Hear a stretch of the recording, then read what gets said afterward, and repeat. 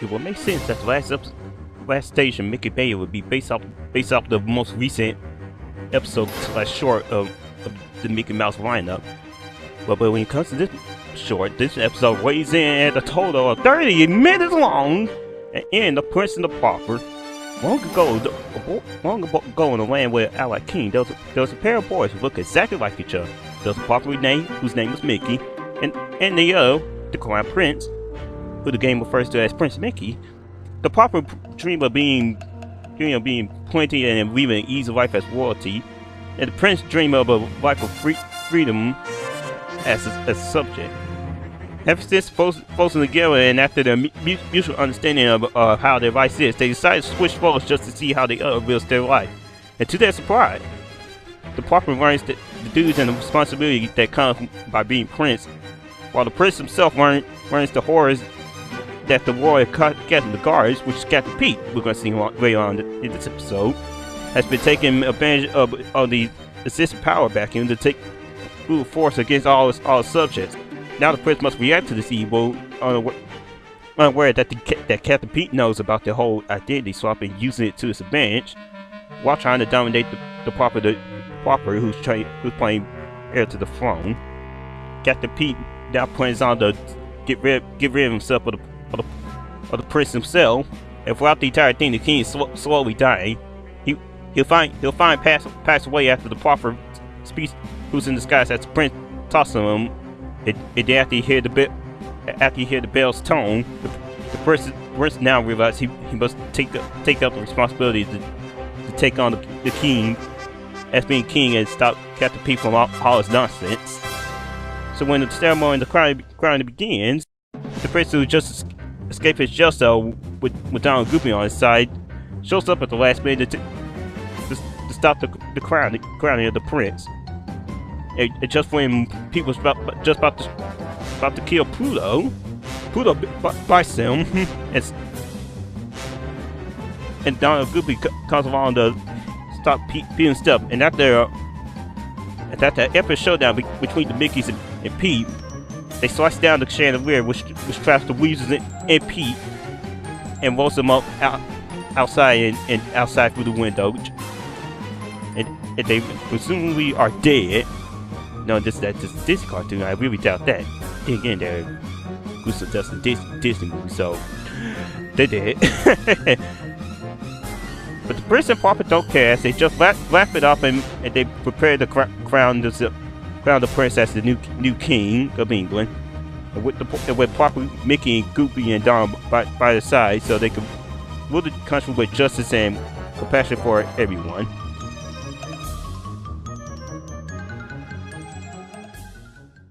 And welcome to the reason that Mickey Mania is a four-part episode. This level and this level alone will take you 15 minutes on the Sega Genesis and Super Nintendo version. And when it comes to the Sega CD and PlayStation version, there's an extra session which usually takes up to 5 minutes. So add all together, it's 20 minutes, and that's along with the credits, which always takes 5 minutes. And that's why this episode is this long, folks. The Prince and the Pauper could pretty much be half your game if you know what you're doing. And then again, even though it's the longest station of the game, this is not my least favorite station in the entire game. That goes for Lonesome Ghost. This is actually one of my most enjoyable stages. If and only because, well, we'll probably listen to what's my favorite theme in the entire game, or at least for the Sega Genesis version. We're gonna hear my favorite theme from the CD and PlayStation version way on in this part.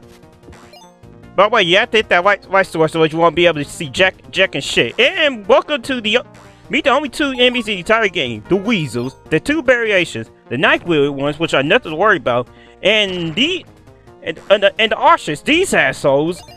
These guys are gonna be the reason you lose life in these levels, and not the archers. And there goes my first life. Oh yeah, here's the thing. You're gonna need all the marbles you can with customers level. Because the only way you can kill him is with the marbles, or so I thought. But here's the thing, anytime you die, you lose half your marbles. I never knew that until this playthrough, actually. I was just wondering to myself how I lose all my marbles real quick. Next thing you know is I died one time. I think it was this time I died. I noticed that half my marbles were gone. And then I noticed it like, hey, you lose half the marbles. But yeah, that's actually a more easy and short way to kill the weasels without wasting three marbles. You can actually hit him with 2 marbles and then jump on the head to kill him. That'll really save you marbles because you're gonna need all of them you can, especially if you die a lot like I am in this playthrough. And I just did that the entire wrong way. You could just jump over the weasels and not have to worry about what I'm about to do. So maybe just lose a life out of stupidity.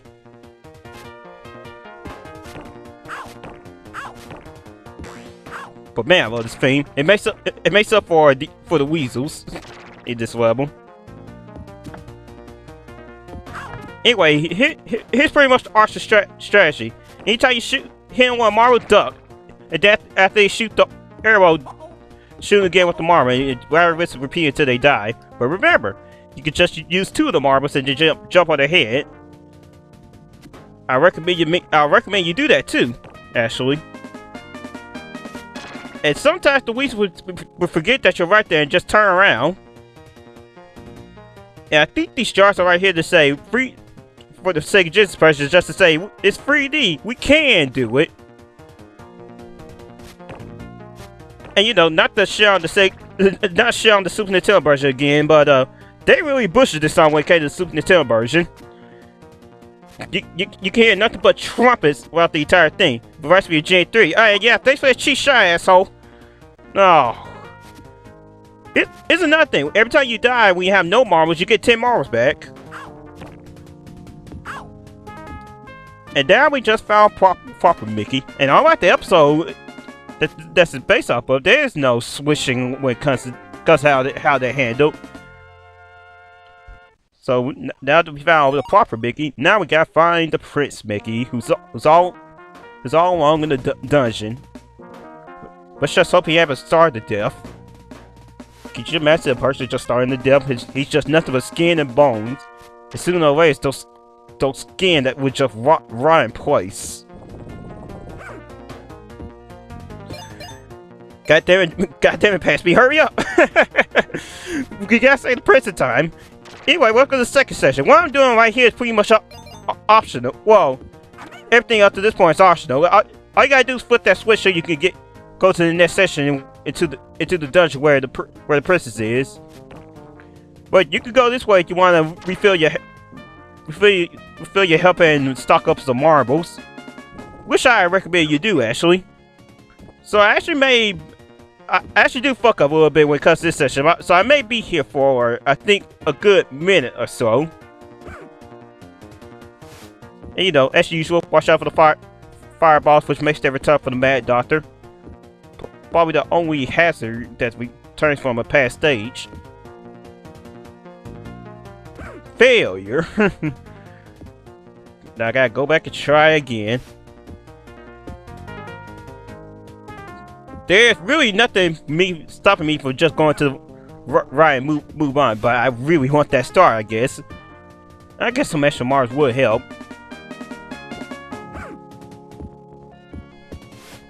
So what you want to do is move the 3 stars, your platform stars all the way from the right. What you want to do is move it more so to where it's in between, so you can time it, where you can aim your jumps just right, so you can refill your health.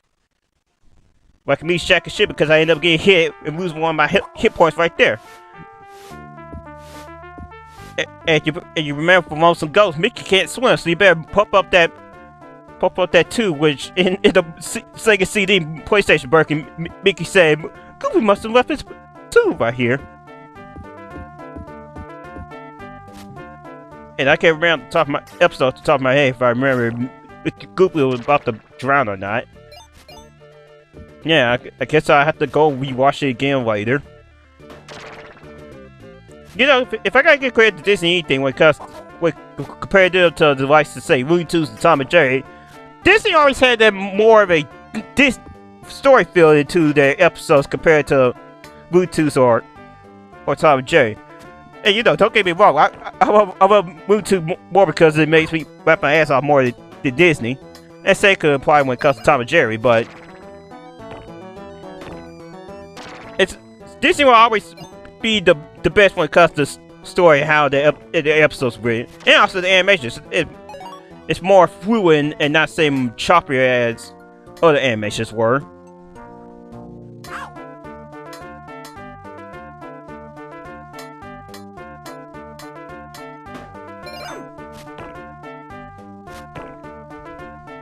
If you wonder why I'm not using the strategy I told you about earlier when it comes to the weasels, believe it or not, I found that out. I found out the whole use 2 marbles to jump on the head thing doing this playthrough as well. And now, this is probably the most dickish area in the entire area. One, you gotta avoid the weasels while getting hit, and there's these fireballs. But here's the thing, their animations linger, and they're apparently real fucking random, or at least I find it random. Now I don't think it's random because I was looking back at the past fireball. I don't think it's as random as it was earlier. And I just realized why I whipped through one of the fireballs. I just suffered a cheap shot. Then this is no shit commentary. That's a crush wall. Get crushed by it. It's an instant kill. So avoid all costs. Yeah, I ain't gonna fall for what happened during the blooper reel. The whole angle knife shot. And now I'm out of marbles, so I gotta hope for the best. Okay. Experience points of Mickey Mania. How are you supposed to get through this without getting hit? I swear, it's almost impossible to not get through that without getting hit. And here's a dick in me placement. Well, at least you don't have any marbles. It's a dick in me placement. How are you supposed to get through that without any marbles? And he's not gonna move either. You probably pretty much gonna have to do what I just did right here to avoid getting hit. Ah, goddammit, the prince is dead. I have nothing else to live for.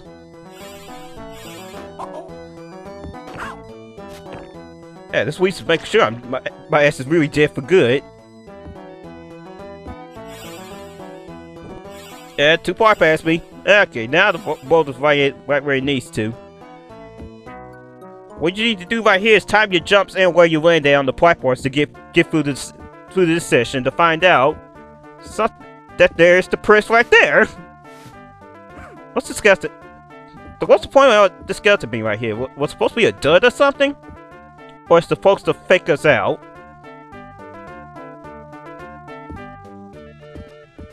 You know, if it was trying to fake us out, you know, mission accomplished, because it does look.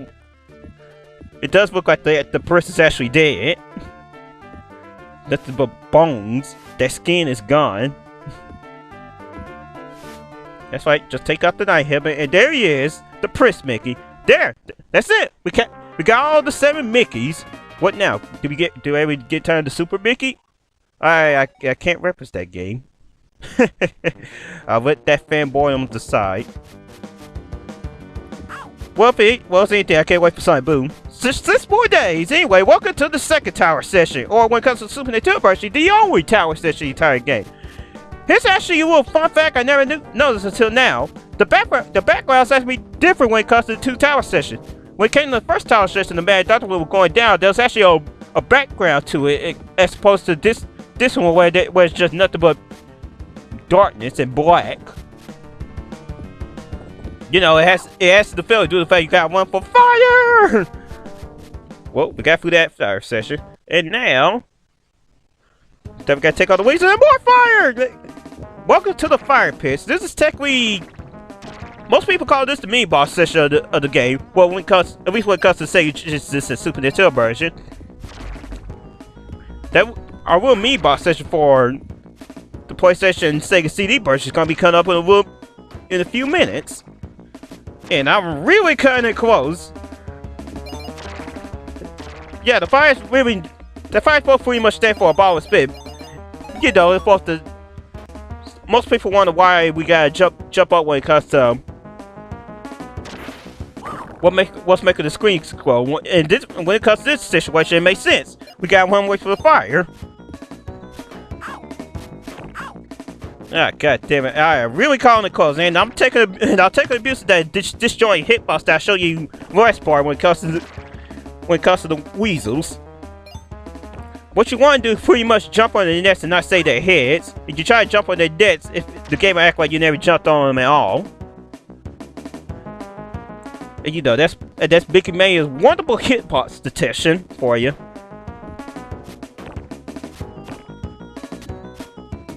And my two marbles to jump on the head strategy really comes to the play when it comes to this area. Well, basically, this is pretty much the last time you use your marbles in the entire game, because you don't need to find battle against Captain Pete himself.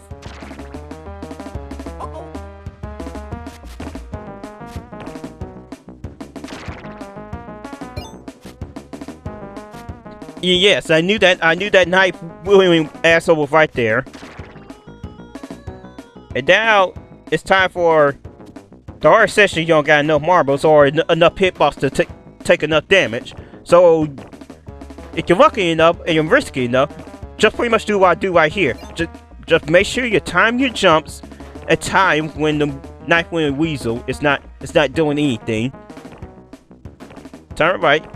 And I just jump on the knife and no shit's forgiven that day. You know, it would be time to face off Captain Pete, but unless you're playing the Sega CD PlayStation version, and guess what? What I'm about to call a little mini boss session where the 7 biggies come into play. But first, phone screen. Sega CD. And now, I'm actually gonna handle this a little different when it comes to how I'm showing off this exclusive to the CD version compared to the console version.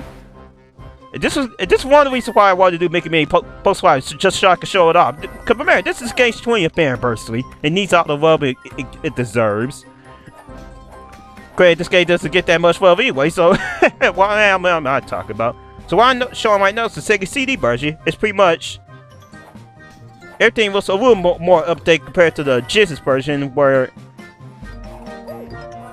and you know, due to the fact we're working on CD power, we got updated music and audio issues. And what you're hearing right now is my favorite thing when it comes to the Sega CD and PlayStation version. But here's a little fun fact. When it comes to the Sega CD version, even though they pull up CD quality music, it's still inferior to the PlayStation version, which has more stereo and more surround sounds to that CD audio. Which adds on to the fact that nowadays there's no reason to play the Sega CD version compared when you have the PlayStation version, which you can do by the power emulator. So you can find a Euro PlayStation copy easy nowadays. And I don't know if it could be that easy nowadays. I can always check eBay while this fight's going on. And now, welcome to the PlayStation version. Do you see how much the area could change just by versions and updated graphics? And here's something I got to point out when it comes to the weasel. In the CD versions, they make a little sound when they die. I actually find it kind of a little funny compared to the Sega Genesis sound where it's just a pretty much a sound when they die.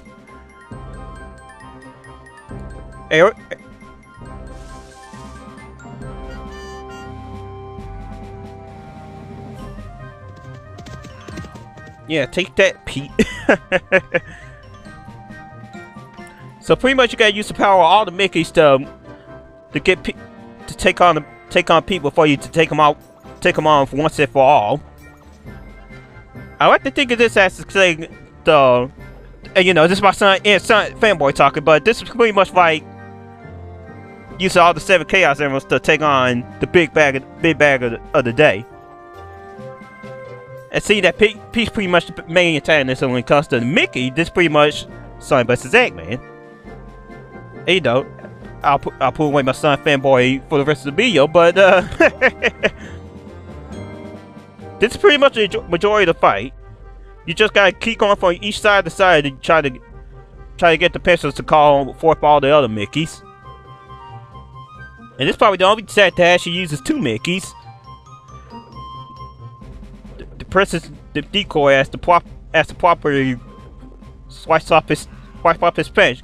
And just like the episode, his underwear's like that. Even though that that was Pluto who did that in the cartoon. No, wait, that was Proper Mickey that did that.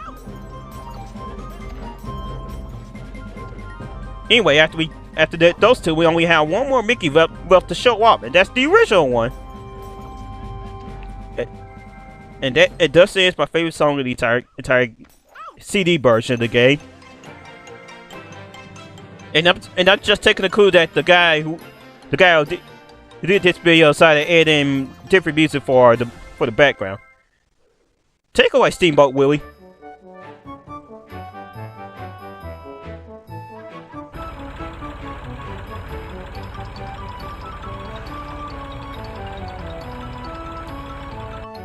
Okay, now he's carried away so we can face him off once and for all.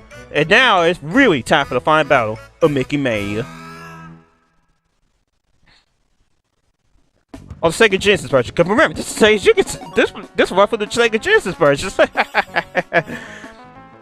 as much improvement that the Sega CD version does when it comes to how much Mickey talks and improvement in music, the Genesis will always be my favorite version of the entire game. Just because I like how everything sounds in the Genesis version.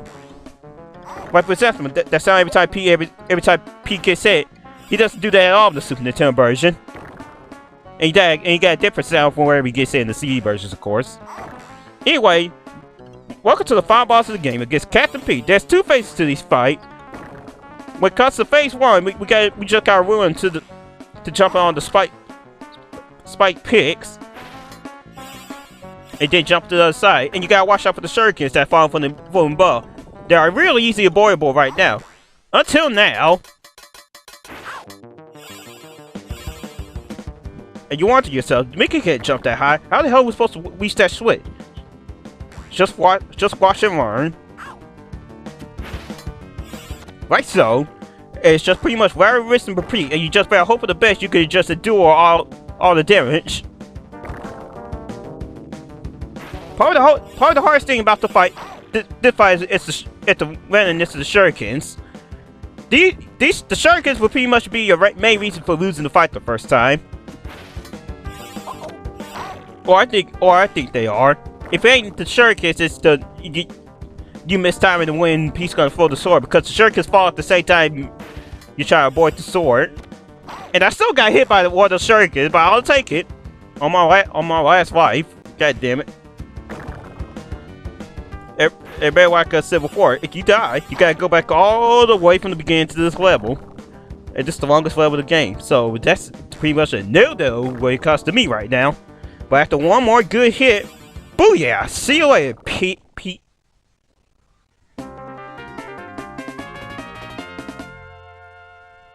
He couldn't do it without you. Well done, Mickey. The Mighty P has been defeated, and Mickey can start his own next animated cartoon. Watch out for it coming soon. When it's gonna come out, the game doesn't tell you. Did you find the Mad Doctor and banned Concert Mickeys? Why, yes, I did. Wait a minute, the Mad Doctor Mickey showed up during the CD version. What the hell's going on? And where did the band Constant Mickey go? I guess that tornado was too much for him. May God pray his soul that he finds his way to the afterlife. Steamboat Willie. This parody continues to be an asshole to Mickey even after the episode ended. After the goat ate up all the songs to turkey on the tray, he continued to eat up music notes of everything that lives. And Captain Peach continued to pirate the SS, wherever it is. Steamboat Willie. The Mad Doctor. This skeleton was ready to discover a closet where to stay in for the rest of his life.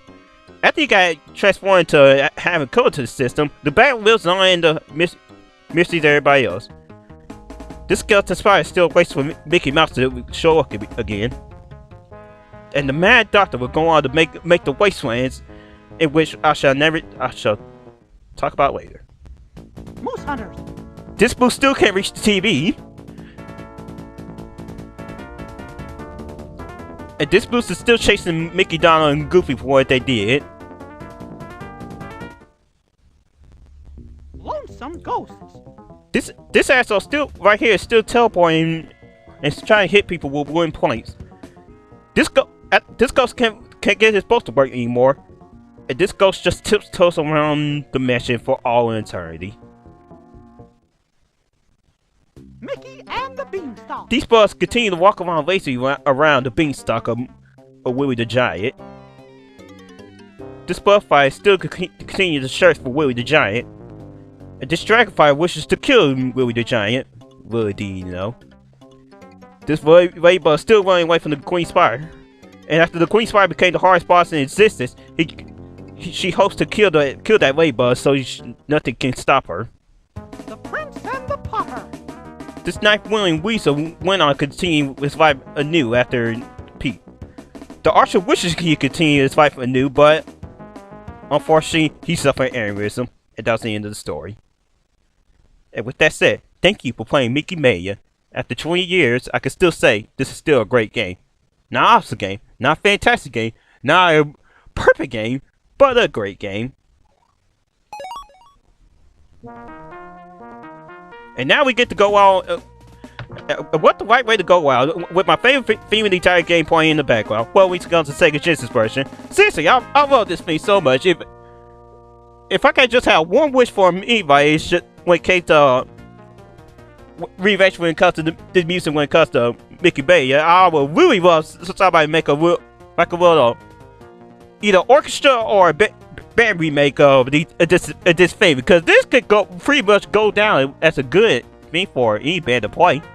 Well, I think it does. That's probably favorite since I'm talking. But anyway, that's the end of Mickey Mania, folks. After 20 years, I still find it great. You know, hit the tension and hit bosses aside. I still think it's the best Mickey Mouse game on the Sega Genesis, at least. I can't say that for the Super Nintendo or PlayStation. Yeah, I think this is the only Mickey Mouse game that came out on Sega CD, so I can get that to play it too. But yeah, when it comes to Mickey Mania, it's something comparing it to the Illusion games, the only Mickey Mouse games to come out on the Sega Genesis besides those. It's something about Mickey Mania that always drives me to play it compared to the Illusion games. I think some of it may have to do with the fact I actually find the Illusion game real easy, especially World Illusion. World Illusion is a sleeper easy. Hey, it's a silent reference in a Mickey Mouse game. It's actually in the Super Nintendo version, by the way. one of the few ways to actually reference science. That's pretty nice. But yeah, besides it being more harder than the Illusion game, there's something just more compared about playing Mickey Mania compared to the others. And if you enjoy this game, buy it twice. What do I mean by buy it twice? By the Sega Genesis version and by the PlayStation version. Not the shit on the CD version, but you know, there's no reason to play it nowadays comparing it to the PlayStation version. You see now great the PlayStation version look, and you gotta love that goddamn soundtrack. You'd be surprised what you're able to do when you got famous people like Matt and Michael working on the same soundtrack. And the same could go for the Genesis version. The reason I decided to do the Genesis version compared to the PlayStation version or Sega CD version, it's just because I love this game's music. I love the game's music in the Sega Genesis the most. Not the shit on the PlayStation version. I think that's a close second, a real close second. But the Genesis version was the one I grew up with, and you know, when it comes to the music and how everything plays, I have a soft spot to it. If anything's added benefit, it's the only version that doesn't have to load at all. Everything just happens right there and there. That's probably one of the few that's why I call the Super Nintendo version one of the inferior part. It has load times. There's some things missing, right? For example, the first title session of Mad Doctor, and there's missing band concert, Mickey. But the big question is, could I recommend this game to anybody who's interested in it? I could say, yeah, I actually could. I'll say that they need to play the Genesis.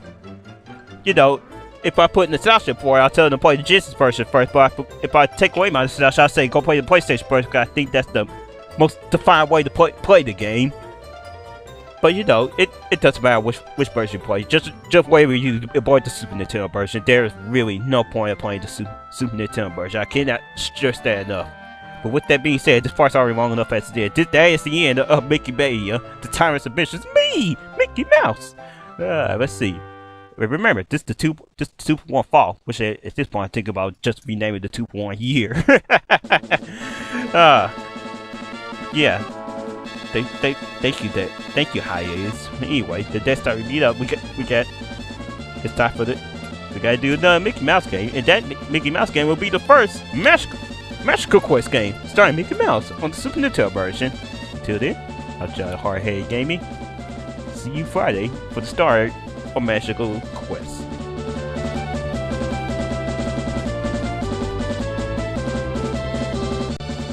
Happy 20th anniversary, you son of a bitch. Here's to another 20, and I'll still be there to play it. And also, happy 20th anniversary game came out in 1984. And also, that includes Sun 3 Knuckles. And happy 10th anniversary game that came out in 2004.